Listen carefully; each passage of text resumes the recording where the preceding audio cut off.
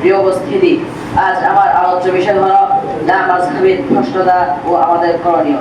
যারা আমাদের ইসলামের মধ্যে কালো দাগ সৃষ্টি করার প্রচেষ্টা চালিয়ে যাচ্ছে, সময়ের সংক্ষিপ্ত পরিসরে যতটুকু সম্ভব আলোকপাত করার চেষ্টা করবো ইনশাআল্লাহ। মা তাওফীকি ইল্লা বিল্লাহ। সম্মানিত শ্রোতাবৃন্দ, ইমাম আবু হানিফা, ইমাম মালিক, ইমাম শাফিঈ ও ইমাম আহমদ ইবনে হাম্বল রাহিমাহুমুল্লাহ তাআলা ইসলামকে নতুন করে তৈরি করেননি, বরং তারা ছিলেন কুরআন ও সুন্নাহর অখণ্ড প্রহরী।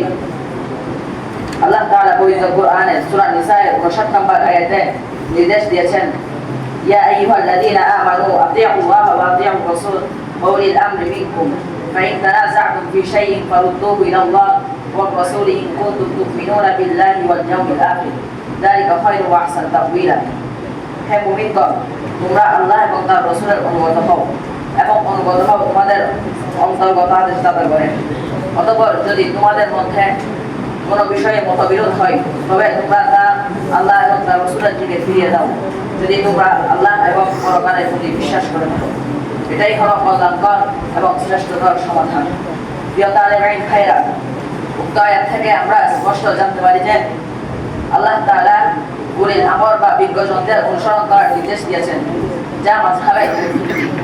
এবং এইভাবে রাসূল পাক সাল্লাল্লাহু আলাইহি ওয়াসাল্লাম মুজতাহিদের ব্যাপারে ইরশাদ করেছেন, ইযা হাকামাল হাকিমু ফাজতাহাদা সুম্মা আসাবা ফালাহু আজরান ওয়া ইযা হাকামা ফাজতাহাদা সুম্মা আখতা ফালাহু আজরুন। যদি কোনো বিচারক গবেষণা করেন,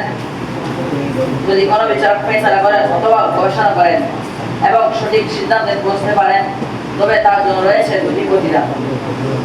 আর যদি ফয়সালা করেন অথবা গবেষণা করেন এবং সিদ্ধান্ত ভুল হয়, তবুও তার জন্য রয়েছে একটি প্রতিদান।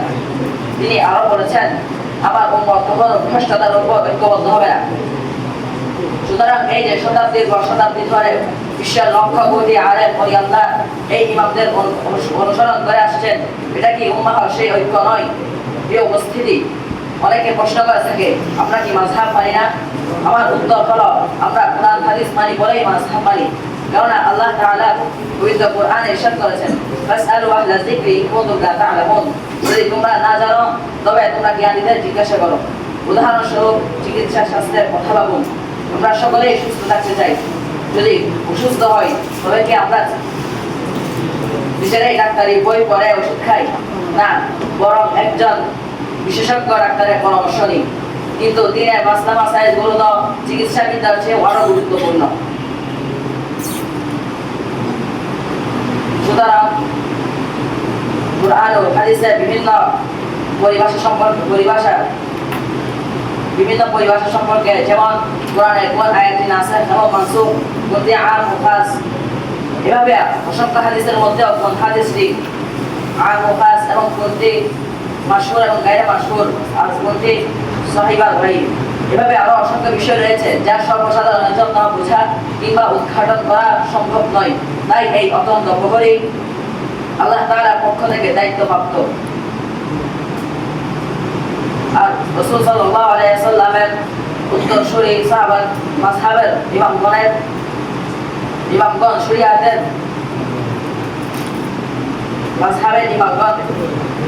শরীয়তের বিষয়গুলো উম্মাহর জন্য সহজ করা এবং ইসতিমবাদ ও ইস্তেহবাজের কাজে নিজেদের জীবনকে উৎসর্গ করে দিয়েছেন।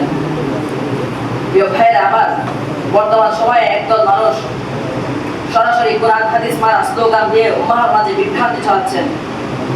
অথচ হাদিসে এসেছে, তোমাদের উপর আবশ্যক আমার সুন্নাহ এবং খুলাফায়ে রাশিদিনদের পথ অনুসরণ করা। সম্মানিত সুধীবৃন্দ, আমাদের মনে রাখা দরকার, সাহাবাদের যুগেও ইজতিহাদের ভিন্নতা ছিল, কিন্তু তারা একে অপরের প্রতি শ্রদ্ধা হারিয়ে ফেলেননি। অথচ আজকের এই লামাযহাবী ধারাটি ইসলামের বৃহত্তর ঐক্যের মূলে আঘাত করছে। সুতরাং হক্কানি ওলামায়ে কেরাম একমত যে মাযহাব ত্যাগ করা মানে হলো নির্ভরযোগ্য ব্যাখ্যাকারের পথ ছেড়ে নিজের মন করা ব্যাখ্যার পথে চলা, যা অত্যন্ত বিপজ্জনক। পরিশেষে আমাদের করণীয় হলো জ্ঞানের পথে চলা, ঐক্য গড়া এবং আদব রক্ষা করা। তাই আসুন আমরা বিবেক খুলে কুরআন ও সুন্নাহর সঠিক পথে থাকি এবং মাযহাবের অনুসরণকে করি ইসলামের সহায়ক শক্তি। আল্লাহ তাআলা আমাদের সত্য বুঝার এবং সেই পথ অবলম্বন করার তৌফিক দান করুন। আমিন। ওয়া আখিরু দাওয়ানা আলহামদুলিল্লাহি রাব্বিল আলামিন।